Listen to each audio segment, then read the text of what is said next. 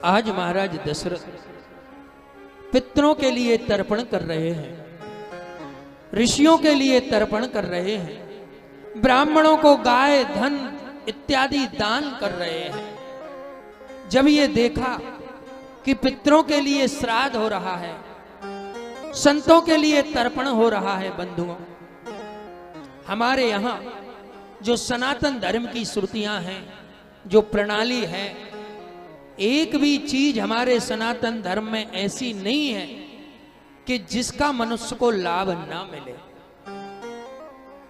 आज महाराज दशरथ ने जब नांदी मुख श्राद्ध किया तो गगन मंडल से पुष्पों की वर्षा हुई, अनंत प्रकार के श्रृंगारों से अलंकृत लोग, युवक युवतियां महाराज के द्वार पर उनके पुत्र को आशीष वचन देने के लिए पहुंचे।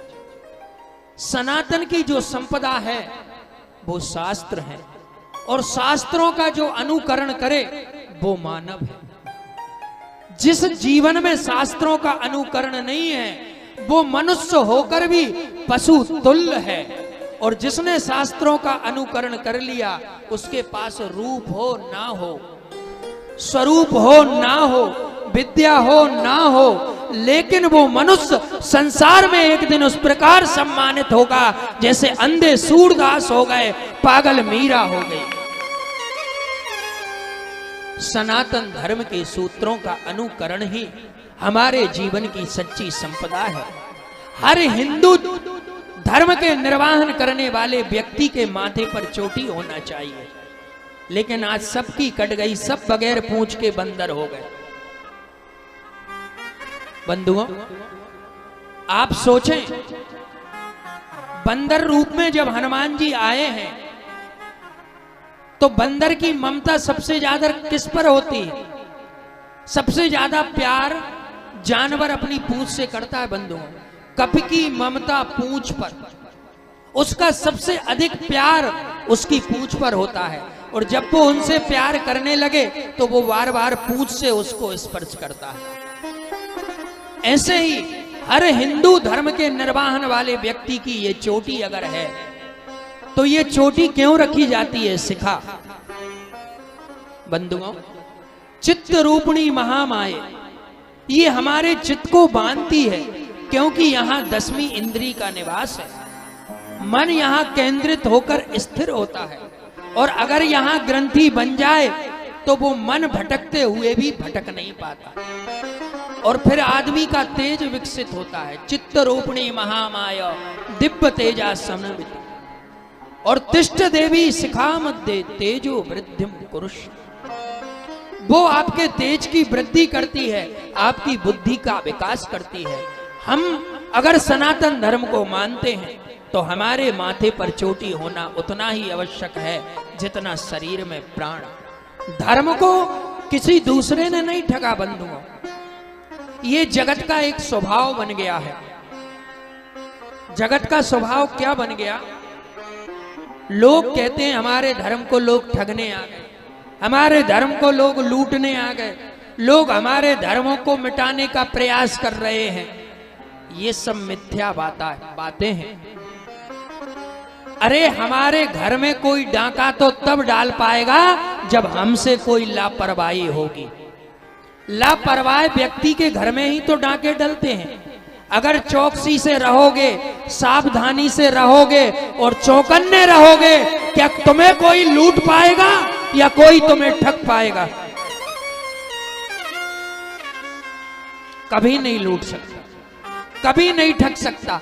आज अगर सनातन धर्म को ठगा जा रहा है, सनातन धर्म को लूटा जा रहा है, तो हमने ही चौकसी कम कर दी, हमने ही पहरेदारी कम कर दी।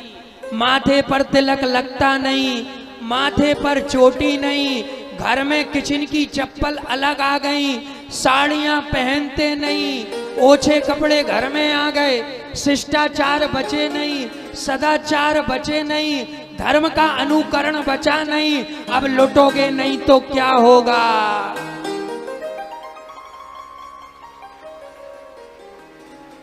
भाई, लूटने का मौका तो हमने ही दिया है। धर्म की रक्षा करो।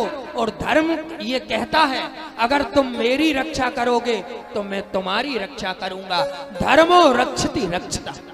अगर हम धर्म की रक्षा करेंगे तो धर्म की रक्षा इससे नहीं होती कि मंदिर नहीं बनने दोगे तो हम तलवार चला देंगे, इससे धर्म की रक्षा नहीं होती।